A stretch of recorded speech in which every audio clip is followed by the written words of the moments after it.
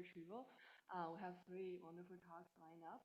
The first one will be on authenticated private information retrieval, which means that the server first commits to a database and then they run PIR on this committed database. And they're going to show us how to achieve security against a fully malicious server. And this is joint work by Marianne Dietz and Stefano Tosaro. And Marianne is going to give the talk. Okay, thanks all for joining this talk on fully malicious authenticated PIR. I just want to start with telling you what exactly we mean with this phrase and why it's important.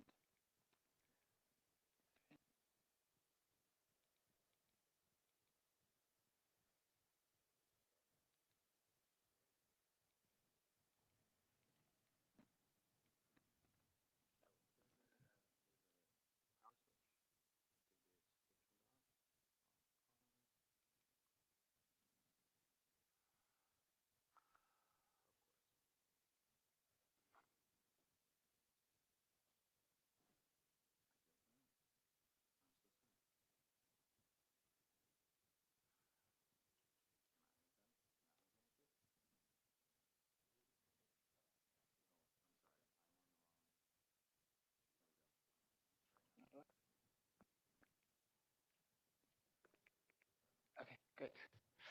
Okay, so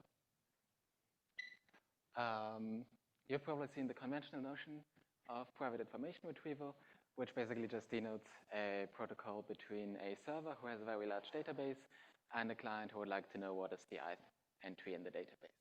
So we only consider the simple one server, one round notion, which means that first of all, the client would create some query for index I, send it to the server, then the server creates the answer based on the database X, sends the reply to the client, and then the client can reconstruct the database entry XI.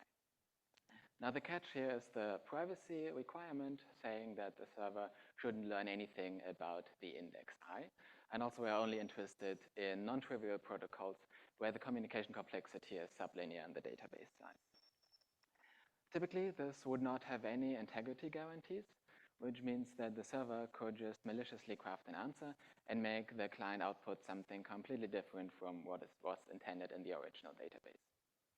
That's a problem, for example, if we have a database that's a public key directory, and the server can just make the client output arbitrary keys that don't correspond to the correct person or that it knows the private key to. For that reason, a recent paper by Colombo et al. Has introduced the notion of authenticated PIR, which basically adds an additional step in the beginning where the server sends a short digest to the client.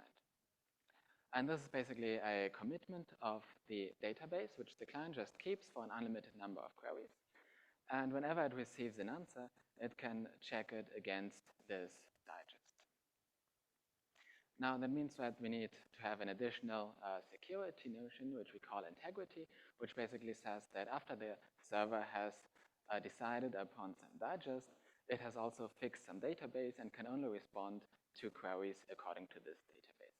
We will formalize this just with the security game where we send 2 different queries for the same index I to the server, and the server would win if it creates 2 different answers, such that one of them reconstructs to 0 and the other one to 1. So that should only happen with negligible probability. It becomes a bit more interesting when we revisit the notion of privacy in the setting of authenticated PIR.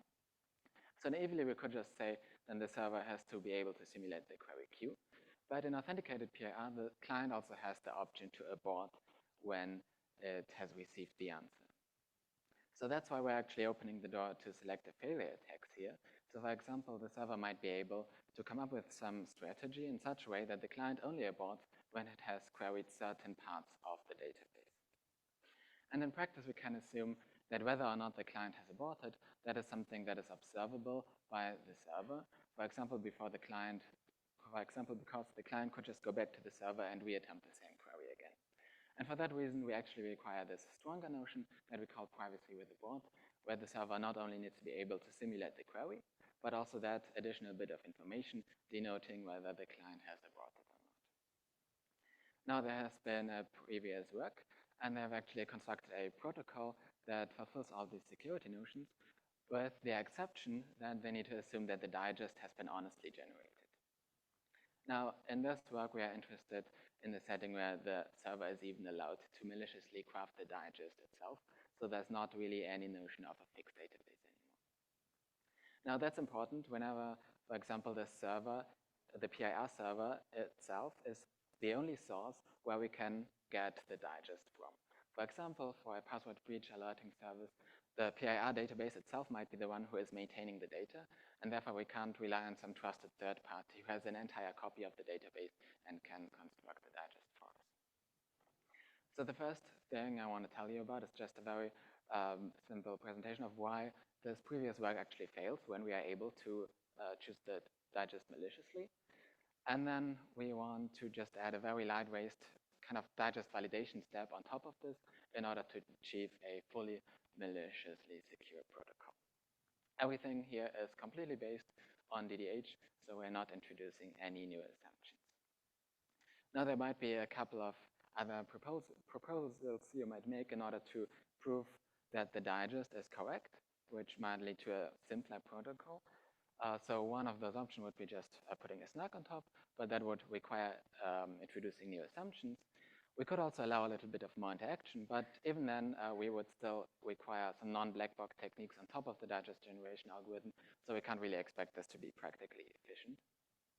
Another thing that might work here for this particular protocol, because it's group-based, is something like bulletproof techniques, but then the client would still require linear verification time, which is something that we would like to avoid. I also want to mention this concurrent work called Very Simple PIR, which basically builds on top of Simple PIR and achieves similar security notions as us. And while this probably does have lower computational cost in practice because it's lattice-based, it's also going to require a lot more client storage, and it's based on the random hour command. Okay, so before talking about our protocol, I want to show you how the honest digest version by Peihan Miao works. So this group-based protocol contains in the public parameters just some group description and a list of n group elements, one for each database entry. Now the digest is simply going to be a vector Peterson commitment of the database without any hiding factor. So that's essentially just the product of all the hj's corresponding to those database entries that are 1. Now the client can compute a query by just taking h to the power of r. That looks like a uniformly random vector by DDH. And we use that in order to hide another random group element, G alpha, at the ith coordinate of the query vector. We write this here as taking G alpha to the power of the unit vector EI. Now the server can compute the answer in the same way it computed the digest, except that now it multiplies the elements of Q instead of those of H. And this allows reconstructing the database entry for the client because the answer is supposed to be exactly D to the R, with the exception that there's an additional factor of G alpha whenever the database entry was 1. So for example, if we have a simple database consisting of 1, 0, and 1, then the digest would be H1 times H3. And if the client queries the first index, then the answer is supposed to be D to the R with an additional factor of G alpha because G alpha was contained in the first query element and the first database entry is indeed 1. Now, if we look at security of this protocol, where we assume that the digest has been honestly generated and therefore also the simulator knows some database that maps to this digest, we can proceed as follows. So the query looks uniformly random, so that one is easy to simulate. And for the abort bit, what we're going to do is we just first compute the real answer according to the normal formula for answering a query, and we'll just compare it with the actual answer by the adversary. And if those two things differ, then we're going to assume that the client is going to abort. The reason why this works is that the only way that this simulation can be incorrect is if both of these values are non-aborting answers, and they are nevertheless different. So we know that the real answer is not going to abort. And if A is also not going to abort, then that would actually mean that the server has been able to compute the hidden element G alpha completely by itself. So you might have noticed that this protocol is actually not really non-trivial yet because it has a linear upload complexity. However, the download is constant size, and therefore we can just apply some standard rebalancing trick in order to get the communication complexity down to square root n group elements. So now the first question is, can we somehow attack the security of this protocol if we are allowed to choose the digest maliciously? So here you see the same example as before, and the 3 expected answers for each of the 3 indices.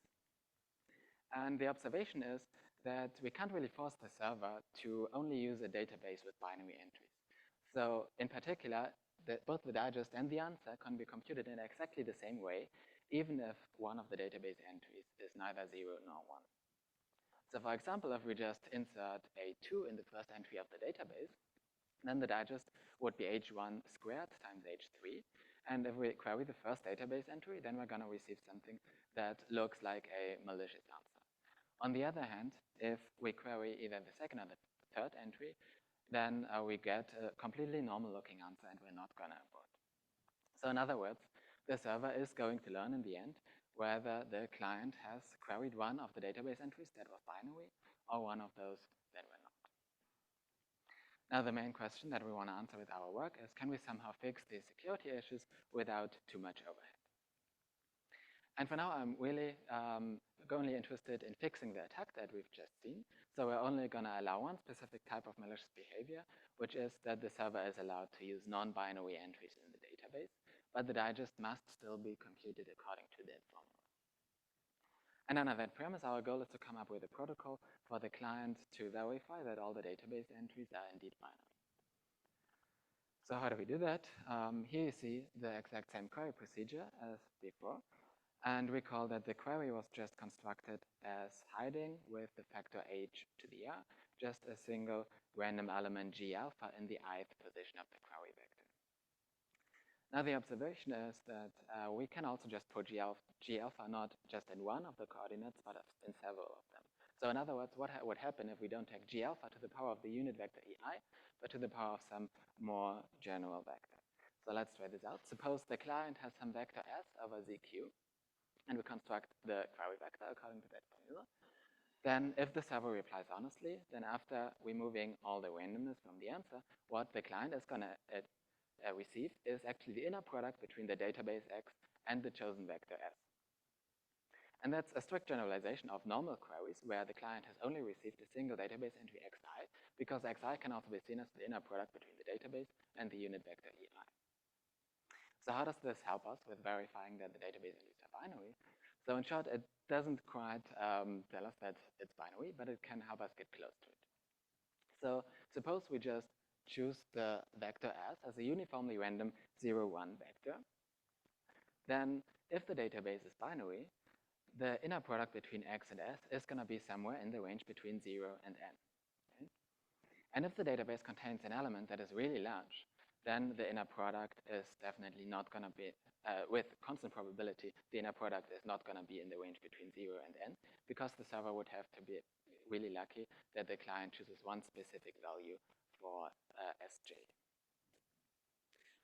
So now for our complete validation step, we can just repeat this process for lambda times, and the client is going to accept the digest if it has received lambda inner products that are all in the range between 0 and n.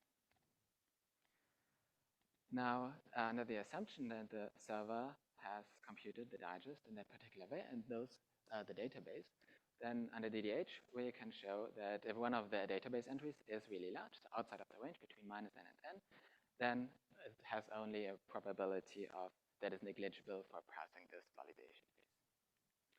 Naively, communication complexity here would be linear again, but we can just rebalance it in order to get square root n times lambda group element of total communication complexity. We're not completely done though, because validation did only ensure, after all, that all the database entries are between -n and n. Right? But the server could still choose one of the entries to be something small, like 2 or 3. It would still pass validation and employ the same attack as before.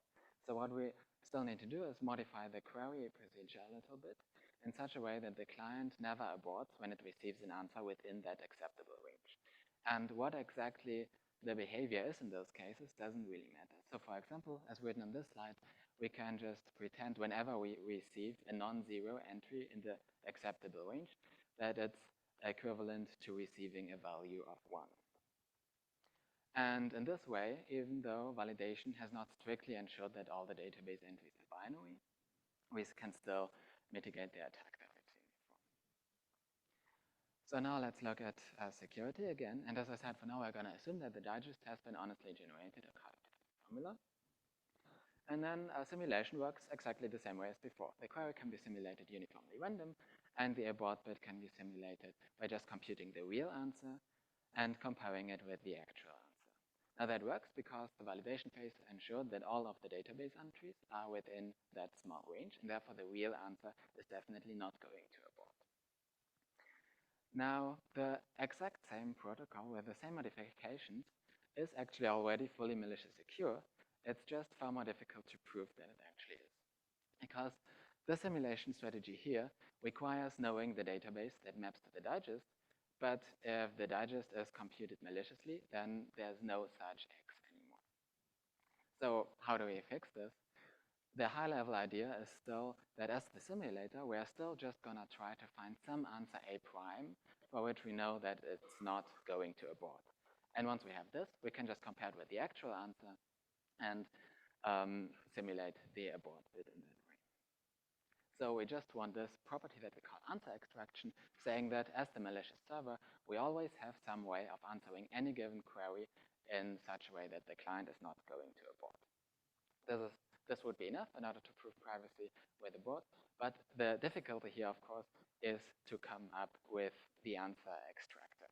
So the only real source for the answer extractor to get a good answer is the validation step, right? Because we know the validation step passed at least once before the answer extractor was called. And the validation query looks exactly the same to the server as a normal query. The only issue is that the validation step is not guaranteed to be successful all the time, while the answer extractor really needs to give a good answer, so a non-aborting answer with overwhelming probability in order for the simulation to go through. So in that sense, we need some form of probability amplification on top of the validation phase. But still, this is non-trivial to achieve because even if we have a large pool of answers, and we know that at least one of them would be non-aborting, it's not obvious how to find that one answer out of the large pool because we still don't know the randomness that was involved in the query. So for the details on how exactly we achieve this, I'm going to have to refer you to our paper. Now, just a couple of interesting directions for future research. So the honest digest protocol, in the same paper, there's actually also a lattice-based scheme. So it would be interesting to see if our transformation also works for that scheme. However, this seems to come with its own challenges, and it doesn't work neatly. Another question would be to just try to minimize somehow the gap between the efficiency of plain PIR schemes and the efficiency of authenticated PIR schemes that still exist in practical protocols. Okay, thanks a lot for your attention.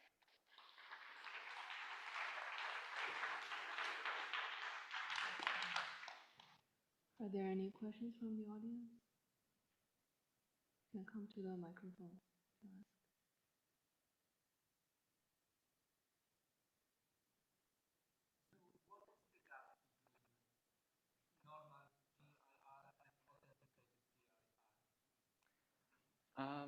That's a good question. I think recently there was a paper that showed that in theory you can get the same complexity. I believe, however, when you actually look at practical protocols like simple PIR, something like that, then that would actually add a lot of overhead. Yeah, but I'm not sure about the exact numbers. I also had a quick question. So your modification to the on a server PIR is only on the query. The commitment is the same. Yeah, the commitment is exactly the same. So we really just add this validation phase consisting of lambda queries, and we add we modify the reconstruction algorithm just slightly. Right.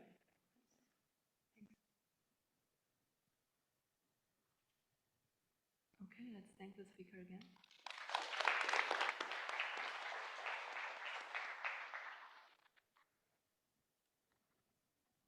Of size n, and we have a client who wants to retrieve a single location I from the database without revealing the location I to the server. And there's a trivial solution where the server just sends the entire database to the client and tells it to find the location I itself. But the goal is to get better solutions where the communication is much smaller than sending the entire database, ideally just polylogarithmic in the database size. Okay, so this problem has been studied for quite some time, and we now have constructions under most standard types of public key assumptions like DDH, LWE, quadratic residuosity, and more. And there's been a lot of interest in this problem, especially in the recent years from both theory and practice. For this talk, I want to focus on two downsides to private information retrieval. And the first one is that each time the client wants to retrieve a single location of the database, in order to run a PIR scheme, the server needs to still read the entire database during the protocol execution. And this is inherent because if the server didn't read some portion of the database, it would learn that the client's index, the location it's looking for, does not fall into this part that it doesn't read. And the second downside to PIR is that it requires public key cryptography, and we know that's inherent. PIR implies public key agreement. So even though these things are inherent, we're going to try to get around them by relaxing the model and allowing some sort of preprocessing. Now, there have been a couple of different types of preprocessing models considered in the literature, and the model we're going to focus on in this talk is client-side preprocessing. This model was first studied by Corrigan, Gibbs, and Kagan, and also a work by Hensinger, as well as a more recent work by Zhu et al. And so what happens in this model is that there's an offline preprocessing stage where the client downloads or gets a small hint about the database. Now, computing this hint requires secret random coins that the server's not allowed to know. And so we cannot just tell the server to compute the hint. Instead, we're going to ask the server to stream the entire database over to the client. And the client is going to run a streaming algorithm where it computes this hint locally using small amount of local storage, never storing the entire database. So this part is not very efficient. It does have communications proportional to the database size, but it's going to get n more times over arbitrarily many PIR queries in the future. And so after its preprocessing is done, the client can run arbitrarily many PIR protocols where it asks for different indices I and retrieves the ith location of the database without the server learning the index. These protocols can be stateful, so the client can update the hint during the course of each additional protocol. And there are two goals. So the primary goal is client efficiency, which is that we want small hint size. Otherwise, the client could just store the database. We don't want that. We want small hint size and small communication. And with these restrictions, you can think of it as just a relaxation of standard PIR. But in addition, we will often also ask for better server efficiency, where the server doesn't read the entire database during each protocol execution. And so this is something we cannot get with standard PIR. Okay, so what's known about this problem? So first, there's a negative result, a lower bound, that says that the maximum of the hint size and server computation has to be at least square root of n. In fact, their product has to be at least n. So this gives us some sort of a trade-off between the server efficiency and the client efficiency. They cannot both be too good. And this negative result holds no matter what computational assumptions you want to throw at this problem. Just this always holds. On the positive sides, we have a scheme with square root of n hint size, communication, and computation just from one-way functions. So square root of n everything. And in fact, you can reduce the communication to just polylog n if you throw in stronger assumptions like LWE. So that's what's known. And that's where our work comes in. So this is kind of a new model, new primitive that we're studying. And perhaps the first question you should ask whenever you have a new primitive is, what are the minimal assumptions? And can you even do this information theoretically? And so that's what we're asking here. Can we get PIR with client-side preprocessing information theoretically? And we have a couple of results. Our first result is a negative result, a lower bound, that says that the maximum of the hint size and the communication has to be at least square root of n. So this, both of these parameters affect the client efficiency. And so this says even if you don't care about the efficiency of the server, you still cannot get too good of a client efficiency information theoretically.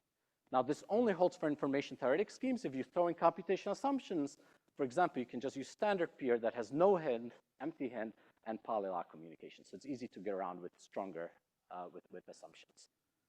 But we show we cannot do this information theoretically. And moreover, overcoming this lower bound at least implies one-way functions. Now, we don't know how to do this from one-way functions, how to overcome this low bound with just one-way functions. We believe it requires more.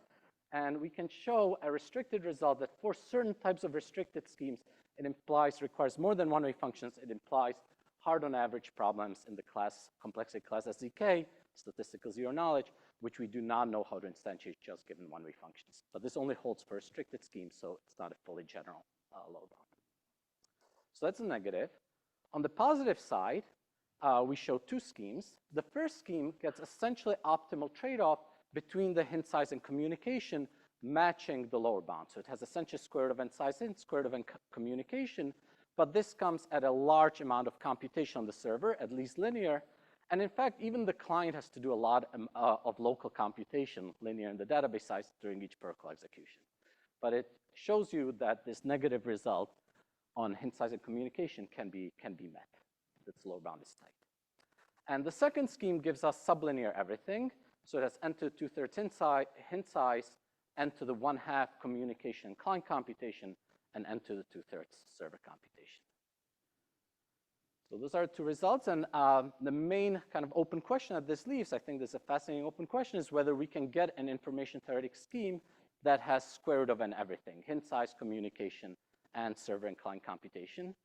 I really don't see any so previously we only know how to do this from one-way functions. I really don't see any reason why this inherently would be impossible information theoretically, but we don't know how to do it. So great open problem. And the second open problem is to get better computational schemes under assumptions that are stronger than one-way functions, but hopefully weaker than standard PIR or even public key encryption. Okay, so that's our results. So in the remainder of the talk, let me tell you a little bit about how these results work. So let me start with the first scheme, which gets optimal trade-off between hint and communication. And our starting point for this scheme is going to be information theoretic two-server private information retrieval. So in a two-server PIR scheme, there are two servers that both hold the database. And when the client wants to query for an index I, she's going to send two different queries to each of the servers, one query per server. And each server will respond to its query given the database and send back the replies to the client, who will then use them to recover the ith location. And the security says that individually, neither of the server learns the index I that the client is querying, but if they got together, they could potentially learn something about the index I. We're going to require two additional properties. So we know that, let's say, this query to the first server is independent, statistically independent of the index I, but we're going to additionally require that you can actually efficiently sample it just uniformly at random without knowing I, and then conditionally, once you know the index I, sample the second query for the second server, conditionally given the index I in the first query that you sampled randomly. So this is just an efficiency property that we're going to require. And secondly, we're going to require that the responses that the servers gives are linear functions in the database size. And it turns out both of these properties are satisfied by the scheme of Dvir and Gopi, which is the best known information theoretic two-server PIR we have and has efficiency n to the low 1. Okay, so now we're going to take this two-server PIR and use it to build a single server PIR with preprocessing. And here's the construction. So the hint is going to consist of just square root of n randomly sampled queries for the first server without knowing any index I. You just sample them randomly and get the corresponding responses. And because this two-server PIR is very efficient, each of these query responses is only n to the low 1. The total hint size is just a little bigger than square root of n. And in fact, it can be computed locally by the client via streaming algorithm. So here we rely on the fact that these responses are linear functions to do this efficiently. Okay, and then afterwards, after this preprocessing phase, whenever the client wants to run a PIR protocol for some index I, it's just going to find the next query on its list in the hint and conditionally sample a query for the second server for the index I conditioned on the query for the first server that it has in the hint. And it's going to send that over to the real server, get back the response, and then use the response from the hint and the response it got to actually compute to retrieve the ith location of the database. So this is great. This only requires n to the little 1 communication. But you can only do this for square root of n times until you run out of the items in the hint. So in order to do this in perpetuity, we need to do something more.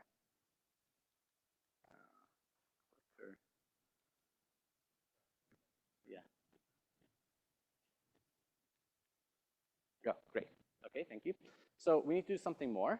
So during each epoch of square root of n queries, we're also going to have the server stream the entire database to the client.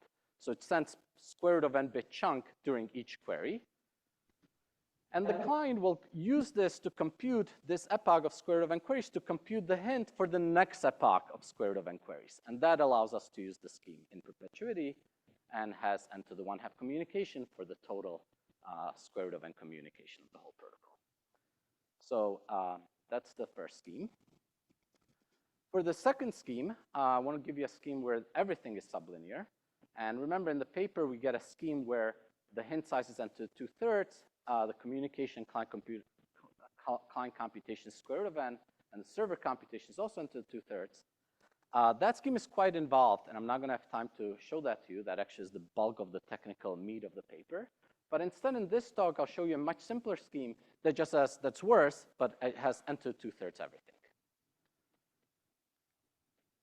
And our starting point will be the scheme, the PIR with preprocessing scheme from one-way functions from Zhu et al. And that's a scheme that uses one-way functions but gets square root of n everything. We notice that under the hood, the main kind of building block of that scheme is an information theoretic component.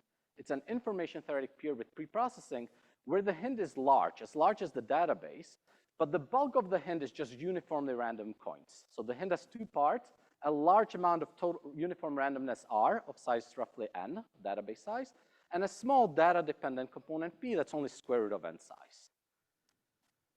And the client queries to the server only depend on the randomness R, not on the data-dependent part P.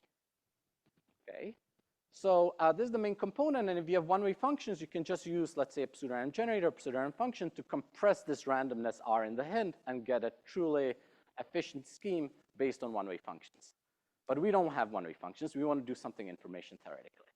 So here's what we're going to do. We're going to take this component and apply a simple rebalancing trick to get an efficient information theoretic solution. And the rebalancing trick says, instead of thinking of the database as one big database of size n, let's think of it as n to the 1/3 sub-databases of smaller size, just n to the 2/3 each. And then we're just going to run this information theoretic scheme on all the databases in parallel using the same randomness R.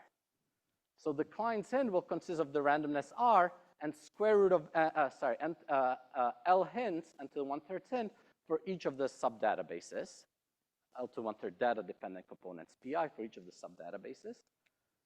And if it wants to retrieve, let's say, this location, the red location, which is the jth location in one of the sub-databases, then it's just going to run the PIR scheme for this location j. It's going to send one query because the query just depends on the randomness. And the server is going to send replies for all the sub-databases.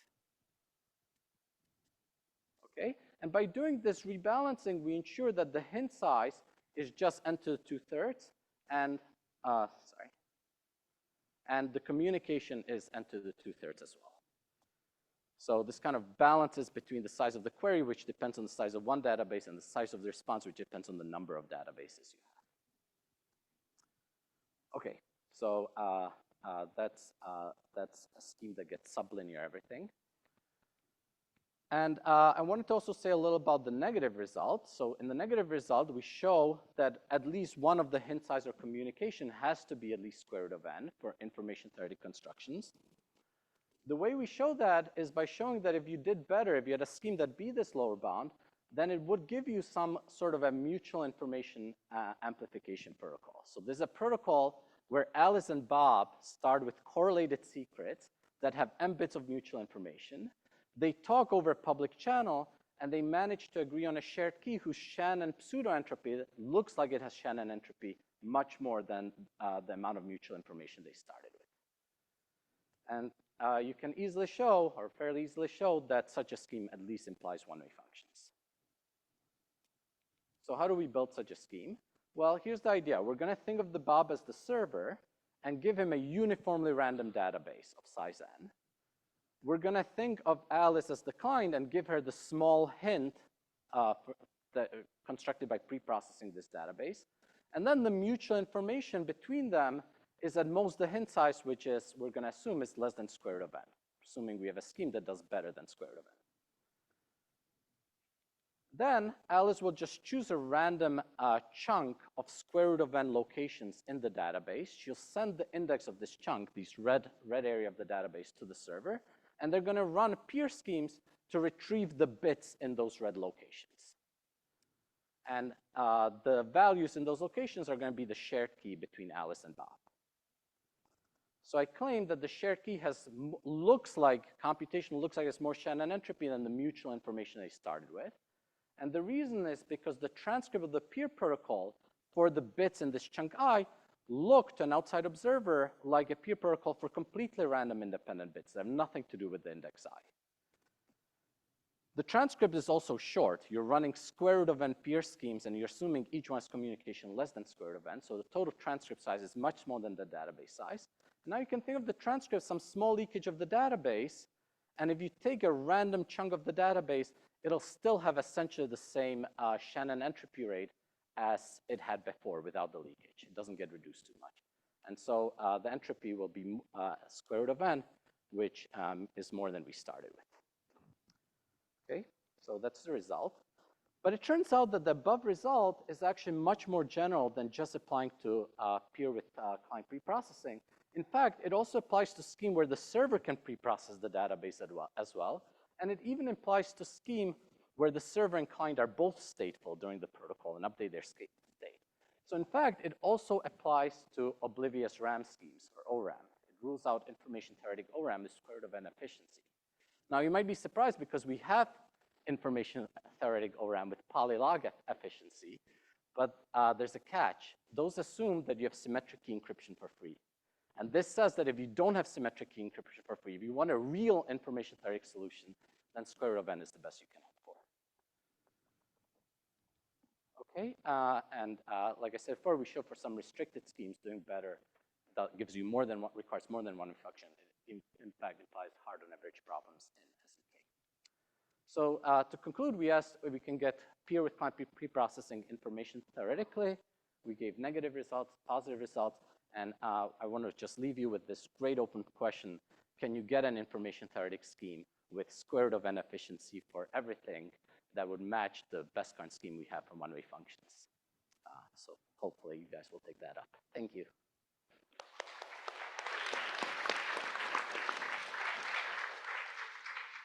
Are there any questions from the audience? I have a question.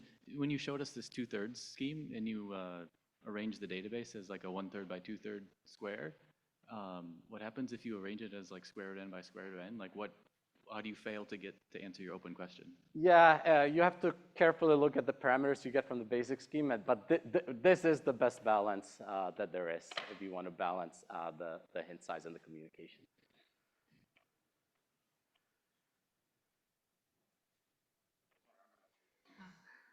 I had another question on the first scheme. So the order n to the 1 plus order n server or client computation, does it come from the other PIR scheme, or does it come from updating hints? It comes from updating the hints in the DVIR. So the database gets streamed, and the client has to update the hint for like the next square root of n queries. Right. And this requires so this kind of takes more than n computation. It seems to take n times square root of n computation to do that. Got it. Thanks. Yeah. Any other questions? All right, let's thank the speaker again.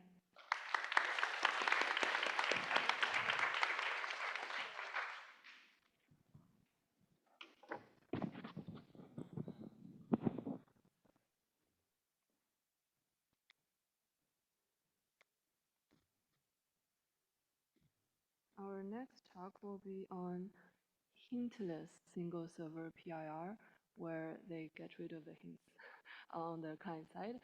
This is joint work by Baiyu Li, Daniele Michiancho, Mariana Rikova, and Mark Shuzu. And Mark is gonna give the talk. Yeah. Microphone. It is on? Okay. Okay. Is this on? Okay. Now it works. Okay. Thank you for the introduction.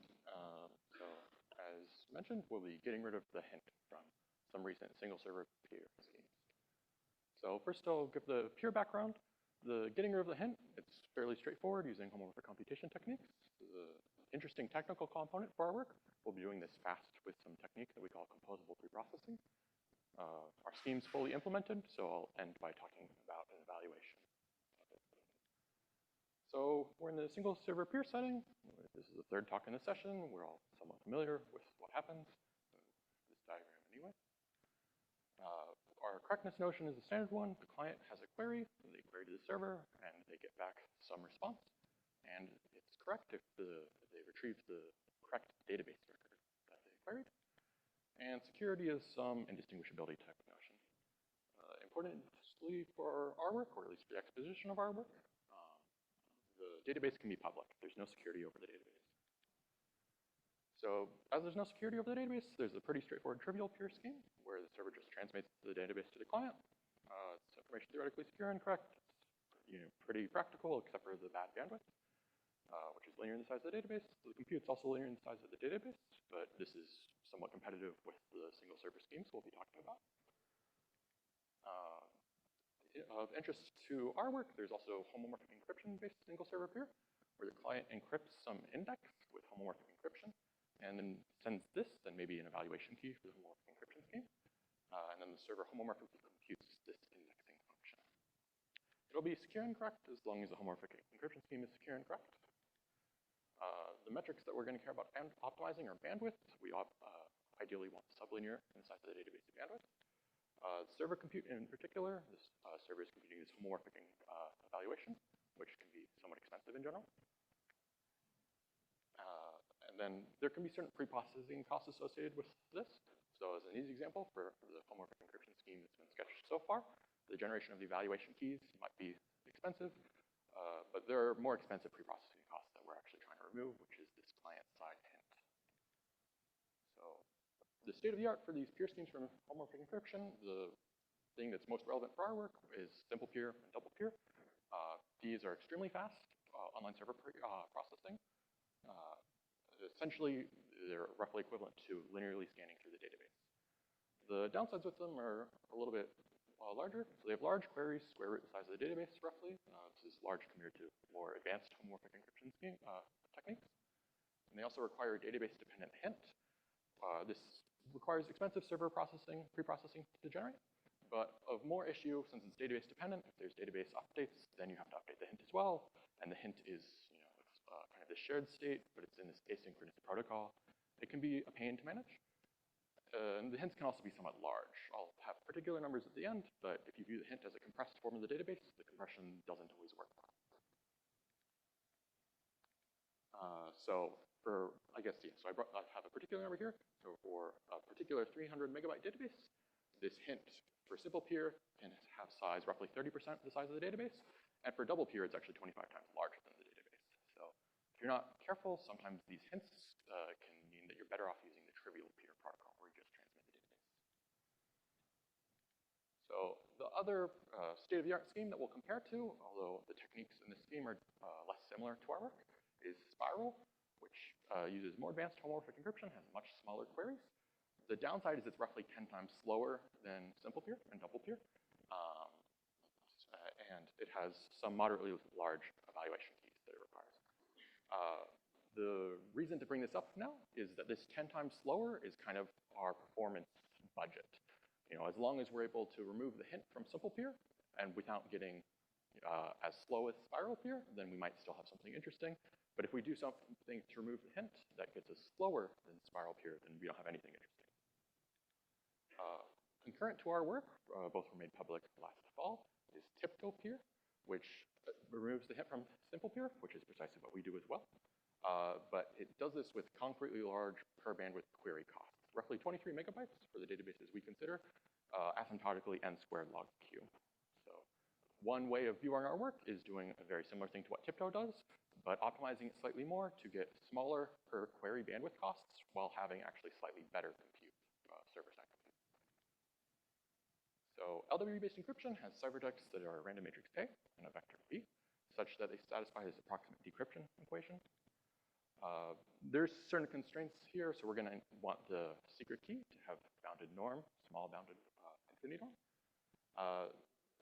Of importance to simple PIR, this random matrix A can actually be reused. You have to inflate parameters slightly, but it's standard and easy to handle. And LWE-based encryption easily supports homomorphic computation of multiplication by a matrix. So if you view the database as a matrix, you can easily homomorphically compute this. The only issue is that this ciphertext, when you multiply it by a matrix, it has this large component, which is the database, times this large random matrix A. But if you're reusing A and the database stays fixed, then this all can stay fixed. So you can have this be your hint, your compressed form of the database. This is precisely what simple PIR does. And of surprising importance for this as well is that LWE-based encryption can support general moduli Q without any number theoretic constraints on it. Only the size of Q matters. In particular, you can choose Q to be something like 2 to the 32 or 2 to the 64. So you have native hardware arithmetic. You don't have to do software emulation of whatever modular arithmetic you're doing. This can end up being surprisingly important. So simple PIR and double PIR, but this is just a simple PIR, requires clients to download this hint, which again you can do as a compressed form of the database. The clients only actually use this hint to compute matrix multiplication between this hint and their secret for an LWE key. You can view this as almost like a PIR query. We define it as a linear PIR query, where instead of just retrieving a single record from the database, you retrieve some linear combination of them. Simple PIR then solves this linear PIR query trivially. They have the client download this hint, and they apply the trivial PIR program to it. Our work, you can summarize it as using a non-trivial, although it's technically straightforward, it's pre-existing, RLWE-based PIR instead. The technically interesting part of our work is speeding this up asymptotically and in a concretely noticeable way using a novel pre-computation schema. We also have a PIR with cube root bandwidth scaling that's compatible with our preprocessing techniques. We call this tensor PIR. I won't have time to talk about it today, though, but details are in our paper. So I mentioned we keep this simple PIR skeleton and then solve this linear PIR query to this compressed database. You might wonder why. Why don't we just use our RLWE-based PIR for the entire database? The reason is that simple PIR, its server compute is roughly 2 times the size of the database element operations in ZQ. Our RLWE-based PIR is going to be linear in the size of the database operations in ZQ star, and here the constant factor is actually somewhat small. It's like 8 or something like that. But this Q star cannot be 2 to the 32 or 2 to the 64 for our RLWE-based scheme. So we actually do have number theoretic constraints here, and this means that when we have to, if you account for this, in terms of operations mod 2 to the 32, our native hardware operations, we would end up being another 10 times slower than simple PIR. So we would be over our performance budget, and we would be out of luck. By using this simple PIR skeleton and instantiating the query to the simple PIR hint, with our RLW-based scheme, we get the slow software modular arithmetic is made to a smaller database. So this means that as the database gets bigger, the 10 times slowdown ends up being attached to something that's scaling sublinear in size of the database. And so eventually the overhead vanishes. So one of the more obvious ways that you might try to remove this hint is by homomorphically computing a matrix vector multiplication using column major matrix vector multiplication. You rewrite the matrix vector product as a sum over the columns of the coefficient of your secret key times the entire column. This has the benefit where it's easily computable using linearly homomorphic encryption. You just encrypt the secret keys individually and compute the above using something like RLWE. This is actually precisely what Tiptoe PIR does. The downside is that you have to encrypt each secret key coefficient individually, so that the bandwidth ends up being n RLWE sub x or n squared log q. Instead, we use the diagonally dominant matrix vector multiplication algorithm, where instead of viewing the matrix as a collection of columns, you view it as a collection of diagonals. Here, they're all colored separately. If you expand out this product, you get the obvious thing you learn in school. And then you can rearrange it to view it as a sum of rotations of the secret keys, coordinate-wise multiplied by diagonals. So this blue diagonal, we take the coordinate-wise multiplication of it with a secret key. And then the brown diagonal, we take the coordinate-wise multiplication of it with a rotation of the secret key, and so on. This has small overhead in terms of bandwidth, as long as you can efficiently evaluate this rotation. So our work is going to be doing precisely this. So now we'll get to the homomorphic encryption, speeding up this evaluation of rotations section. So we're going to be working with RLWE over power of 2 cyclotomics, where importantly, our Q is going to be NTT friendly. So as a result, this RLWE ring is going to be isomorphic to ZQ to the N with coordinate-wise addition and multiplication. This isomorphism is computable very quickly in n log n time, but this is actually going to be too slow for us. It's going to be the thing that we preprocess. So we'll be using standard RLWE and gadget RLWE encryption. We're going to be encoding our messages into this ring on the right, though. So we're going to be coding them into NTT coefficients.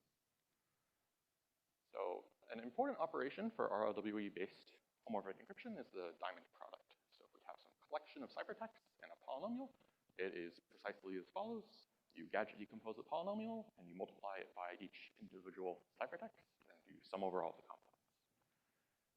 Really quite fundamental. It's the main part of gadget-based key switching. It shows up prominently in things like the GSW crypto system, the View crypto system, TFHE, a lot of different places. It implies, importantly for us, homomorphic rotation because of the gadget-based key switching. As written, it takes n squared log q time if you're doing this all in the standard domain with school book polynomial multiplication algorithms. Of course, no one would do that. Instead, they work in the NTT domain. So if we assume that both of these objects, the A and the vector of ciphertext, starts in the NTT domain, then, and we want the result to be in the NTT domain, we have to compute the following. Here, the additions are efficient. They're fine. This circle is this coordinate-wise product. That's also fine. The only issue is having to compute this NTT inverse and then all of the forward NTTs. Those are the, so we have to switch back and forth to the coefficient domain to compute these gadget decompositions. If we could somehow pre-compute all of these coefficients, so the NTT inverse, and then gadget decompose, and then the forward NTTs, then we could speed up this whole algorithm. So we will do precisely that. We're going to pre-compute. We do this via something that we call composable preprocessing. The high-level idea is pretty simple. An RLWE ciphertext has two components, A and B. I'll use the functions alpha and beta to project onto those components. These are both pretty obviously homomorphic with respect to addition and multiplication by scalars. So more interestingly, though, it's also homomorphic with respect to the diamond product, at least only for the A component. The B component is not. So because of this, we can actually, if we have a circuit using only addition, scalar multiplication, and diamond products, we can completely pre-compute the entire A component of the circuit. This gives us a 2x speed up. You only have to figure out what happens to the B component. More interestingly, the homomorphic rotations only ever call gadget decomposition on this A component. So if we pre-computed it already, we know at each point in the computation exactly what it'll be. Then we can also pre-compute this gadget decomposition. This gives us log n time speed up. And it actually can remove all of the entities from our protocol, at least on the server. This suffices to define our RLWE-based PIR, which we call NTT-less PIR, which uses standard diagonally dominant matrix vector multiplication. You need a client-side CRT interpolation trick to handle NTT-unfriendly moduli, but it's straightforward. And then we apply composable preprocessing to preprocess all the entities that occur. The net result in more standard language is that we can have the client encrypt a vector and homomorphically multiply by a plain text matrix, and at cost that's within a multiplicative constant of the cost of doing this in plain text, at least using school book matrix vector multiplication. The limitation is it seems hard to handle homomorphic multiplications. We can preprocess up to the first homomorphic multiplication, but we can't go further. This is precisely what the tensor PIR scheme does. As I mentioned, I can't talk about details in the time slot that I'm giving. So for particular performance numbers, our protocols are fully implemented, including tensor PIR. So they're available online. And I have some numbers from these comparison to the state-of-the-art schemes that I'll share. So for query size, here, first of all, TIPTO PIR is perhaps the scheme that most closely matches our particular model. It's not pictured here because its query sizes are very large, concretely. There's something like 23 megabytes, so if I included it in the graph, you wouldn't be able to see any of the other bars. So Spiral PIR has very good query sizes for all databases, but as I mentioned before, its throughput is a little bit lacking. Simple PIR and double PIR have very good performance as long as you can handle the hints. For hintless PIR, initially its performance is not that great, but as to give a different slide. Hintless PIR's performance has something like 400 kilobyte queries, and it does grow with the size of the database though, because it's built on top of simple PIR. So for the largest database, it is quite large, although smaller than TIPTO PIR. But the overhead compared to simple PIR stays roughly fixed. So it's this 400 kilobyte overhead for all the databases we consider here, at least. Response sizes. So here now I've omitted double PIR because its response sizes are strongly dependent on the record size of the underlying database. But hintless PIR and TIPTO PIR have roughly similar response sizes. TIPTO's are a little bit better. Again, Spiral PIR has excellent bandwidth as long as you can handle the smaller throughput. And then simple PIR also has quite small responses. Perhaps the most interesting thing is the throughput. As I mentioned before, for large enough databases, our overhead should vanish. We do start to see that for the databases we consider here, where for the largest database on the right, hintless PIR has, it looks like throughput roughly similar to double PIR, a little bit worse. For very small databases, our overhead is quite large, but perhaps the most interesting thing is that while TIPTO has larger queries, it appears that we have slightly better throughput for all the databases we consider here, at least. So our more expensive homomorphic computation we do ends up not costing as much because of our preprocessing. And just for hint sizes, as simple PIR and double PIR look very compelling, and it may be confusing why we did this work. Here's the hint sizes for all of them. In red are pictured hints that are larger than databases, where this compression of the database is actually worse than trivial. Green are the hints that are under, both of them here are under 3% of the size of the database, where the compression of the database is very meaningful. And black is where it's a little bit less clear. So these hints, you know, a hint that's 45% of the database, maybe it's good in an application, maybe it's not. It's a little bit confusing and seems very application dependent. And so we decided to just remove it. And that's our work. Yeah, thanks.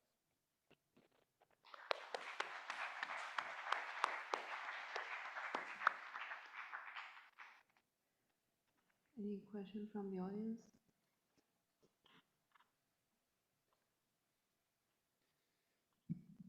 So yeah, it's great. I mean, the getting rid of the hint is like super useful from like a practical point of view. I'm wondering how much the pre-computation costs concretely. So the pre-computation, it sort of depends. We still have to do the simple PIR pre-computation, which is still very expensive, although I think there's been a recent paper that made it cheaper by like a factor 20. So, and I think that is compatible with our work. But the pre-computation for our RLW-based scheme is actually very small. We get the log n savings in online complexity, but that's because our pre-computation is only log n times more expensive. So Okay. For just the RLW-based scheme, it's not that bad. The simple PIR hint computation, like I mentioned though, it's still pretty bad and we have to do it, though I think it got brought down quite a bit after submission. Okay, thank you. Yeah. Any other questions? Right, let's thank the speaker again and thank all the speakers of the session again.